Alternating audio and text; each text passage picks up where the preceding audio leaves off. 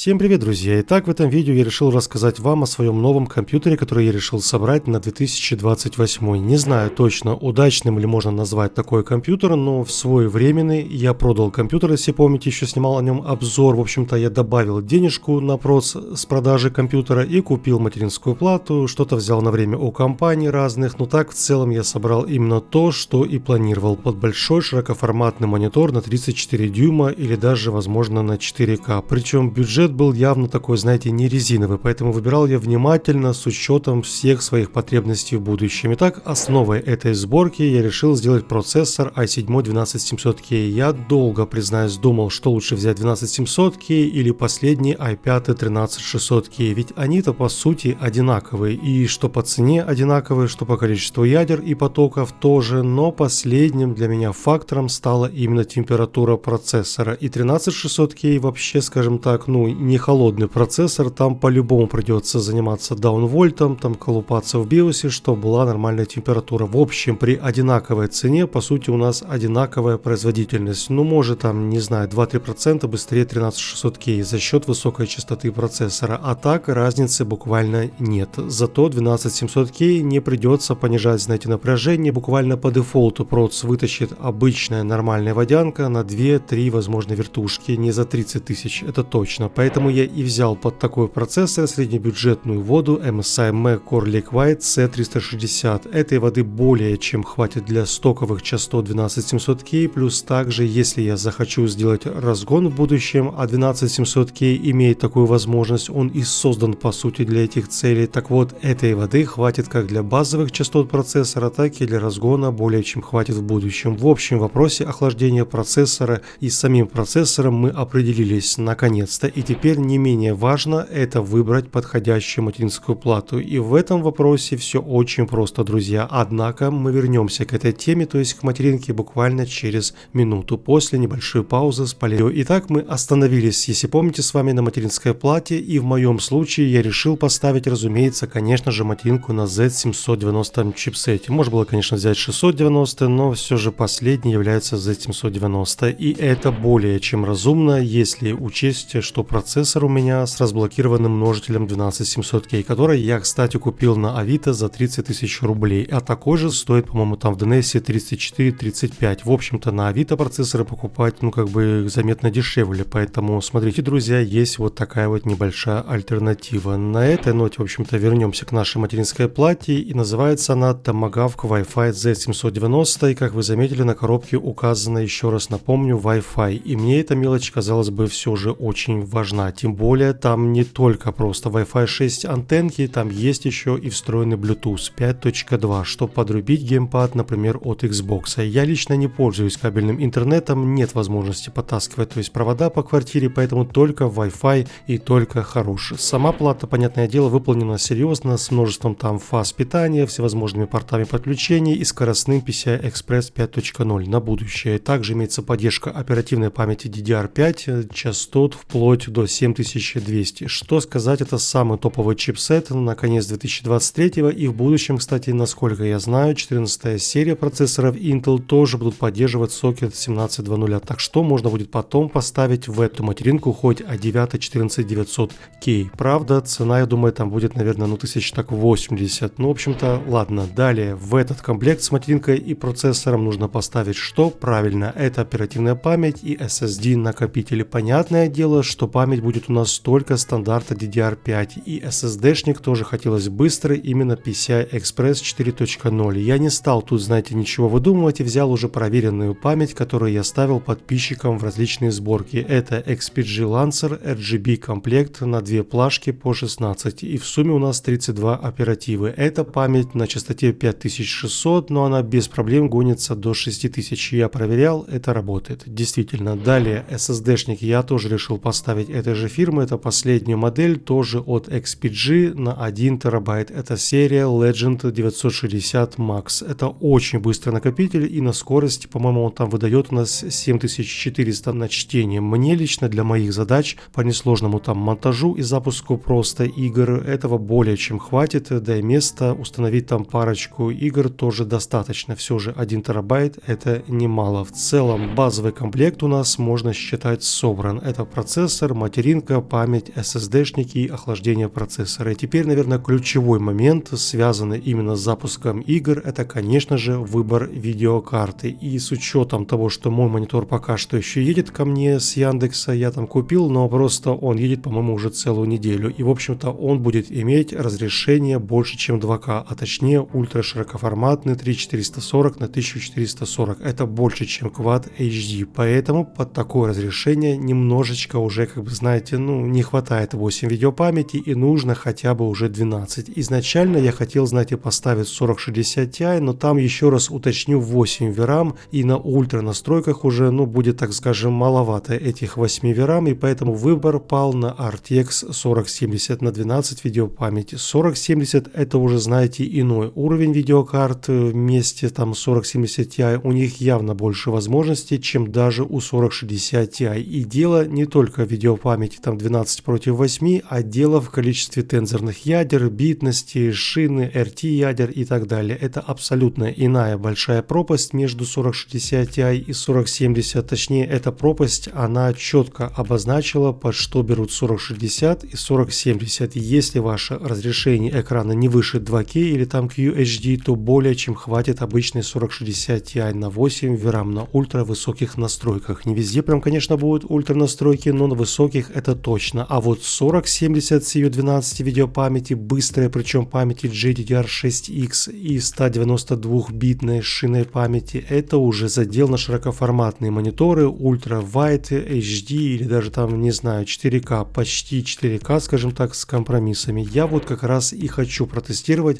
собранный компьютер именно в 4К на ультра, чтобы понимать предельные возможности железа. И если мы получим хотя бы 55-60 кадров на ультра в 4К, то значит все остальные настройки ультра wide или там 2К тем более без проблем потянет 4070 Ti. В нашем случае у меня модель видеокарты 4070 от Polit, модель называется Jetstream OC, и это, наверное, одна из самых лучших видеокарт среди 4070. У нее большой, довольно массивный радиатор, 3 большие вертушки, есть также на задней части металлический бэкплейт, и вообще, как бы по этой цене, наверное, это одно из лучших предложений. Обязательно протестируем эту карту в деле, обо всем об этом чуть позже, а сейчас, друзья, в конце сборки парочку слов о корпусе и блоке питания. Итак, с учетом видеокарты 4070, что может в пике съедать почти 200 Вт, и процессор, что поднимается до 90, то есть до 190 Вт съедает, там точно нужен, то есть нам точно нужен блок питания минимум хотя бы на 600 Вт, а желательно 700-750. И я решил взять универсальный блок MSI MPG A750G на 750 Вт под PCI Express 5.0. Да, именно с отдельным коннектором идет этот блок под новые видеокарты, но есть, друзья, проблема. Я забыл, точнее, я не знал, что у 4070 от Polit уже идет просто обычный 8-пиновый питальник стандартный, а не супер современный тот, что стоит в 4070 Ti и 4080. Вот тут я, конечно, малеха протупил. И получилось так, что блок питания имеет специальный порт для такой видеокарты, а моя видяха, она имеет стандартный базовый коннектор. Ну и я особо как бы не стал здесь, конечно, расстраиваться. Думаю, если выйдет уже потом RTX 5070 или там, не знаю, 5080, она точно будет иметь именно этот новый стандарт питания, и значит блок питания тоже мне в будущем принесет еще пользу. В остальном перед нами современный передовой питальник со всеми стандартами защиты от перепадов напряжения, с кучей сертификатов и высоким КПД, который без проблем потянет любую топовую сборочку, даже с 13900K и 4080. Я взял буквально золотую середину на 750 Вт, это и немало, и не слишком уж в избытке под мою сборку. Тут хватило бы даже, наверное, 650 Вт или там честные 650. Ну, как бы я уже взял на 750, что был хотя бы небольшой, но запас. Ну и в конце все это железо я поместил, конечно же, в корпус, который я очень давно присматривал, друзья, и метил купить еще в конце 2022. Но все, не было подходящего железа, не было бюджета, и вот спустя уже время я закрыл свой прошлый вопрос, и у меня наконец-то появился корпус модель MSI MPG Sakira 100P. И это один из самых, признаюсь, красивых корпусов, как по мне, что я видел в своей жизни. Почему один из самых красивых? Ну, наверное, потому что я люблю просто прямые линии, там или там полностью металлические детали в корпусе, что было поменьше пластика, и тут есть все, что мне действительно нравится. Во-первых, нет дебильных пылевых фильтров сверху, то есть дешевые, которые, знаете, вот приклеиваются на магнитиках сверху, такая сеточка. Тут просто аккуратная перфорация со сменными фильтрами внутри. Далее у нас красивая алюминиевая панель спереди и стеклянная стильная вставка, а сверху можно поставить две большие вертушки на 140 мм. Я же спереди поставил просто воду на вдув трехсекционную и сверху на выдув взял еще купил две вертушки плюс один кулер на тыльной части. В общем, посмотрим, что из этого получится по вентиляции и протестируем все это. А сейчас запустим с вами парочку требовательных проектов на ультра в 4К. И начнем давайте сразу с киберпанка. Итак, все настройки я выставил на ультра с трассировкой лучей плюс генерация кадров и DLSS в режиме баланс в 4К. И в первом тесте в киберпанке в насыщенных локациях от 55 до 60 кадров. Мы наблюдаем с вами нормальную кривую фреймтайма, это стабильный 55-60, и как ни странно, даже в 4К на ультра все равно 4070 и процессор 12700K тоже справляется на отлично. По температурам видим, что видеокарта поднимается до 55-60, это очень низкие температуры, и скорее всего такие показатели связаны с тем, что все тепло видеокарты успешно выбрасывается из корпуса двумя теми вертушками по 140 мм, что я купил, и одной на 120 мм. Плюс в самой комнате прохладно, потому что сейчас ночами плюс 5 за окном, и в квартире, я бы даже сказал, довольно не тепло. В общем, с учетом всего, можно сказать, что видяха греется до 55, возможно там 60 с копейками, если будет, например, жарко или там летом. В то же самое и насчет процессора. В самом требовательном киберпанке именно к процессору с открытыми локациями у нас температура от 50 до 65, там местами. Это при том, что я не делал никаких там предварительно даунвольтов процессора, все работает именно в стоке. Таким образом, если сделать разгон, я думаю, в будущем, то температура поднимется до 70, возможно 75, это не больше. В остальном, еще раз повторюсь, я не ставил за цель запускать все именно в 4К на ультра. У меня монитор едет ко мне как раз с разрешением на 30% меньше, хотя мы все равно видим с вами, что даже в 4К в киберпанке можно нормально перемещаться и так далее.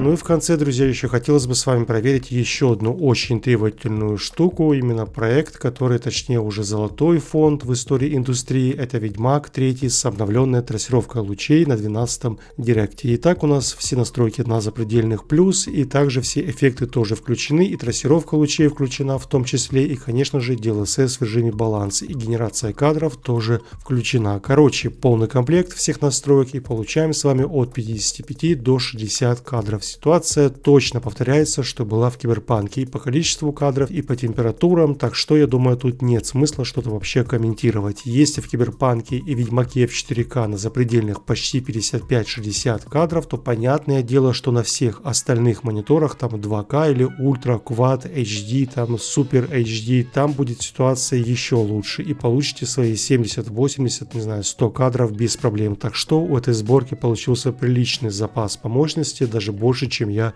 рассчитывал. А я точно не ставил себе цели запускать все в 4К на ультра в 60 FPS, но этот компьютер может себе это позволить, так что это приятный бонус, на который я в принципе даже не рассчитывал. Не забывайте, друзья, что у меня тоже сейчас идет на канале конкурс, в котором я дарю компьютер своим подписчикам, и через 2 недели мы с вами выберем среди зрителей победителя. Это я сказал вам к слову, чтобы не было обидно, что одни собирают компьютеры, а остальные остаются просто, остается просто за всем этим наблюдать. Нет, у нас тоже идет конкурс на канале на достойную сборочку за 80 тысяч, так что участвуйте. Ссылочки на видео и конкурс я оставлю в описании под этим видео, а я же на этом буду уже, наверное, заканчивать. То есть компьютер в принципе собран, я им уже пользуюсь, и пока что проблем нет, все отлично. Если вам понравилось это видео, то ставьте лайк и, конечно же, пишите комментарии, что бы вы посоветовали. Увидимся с вами уже очень скоро. Не болейте, всем удачи, пока-пока.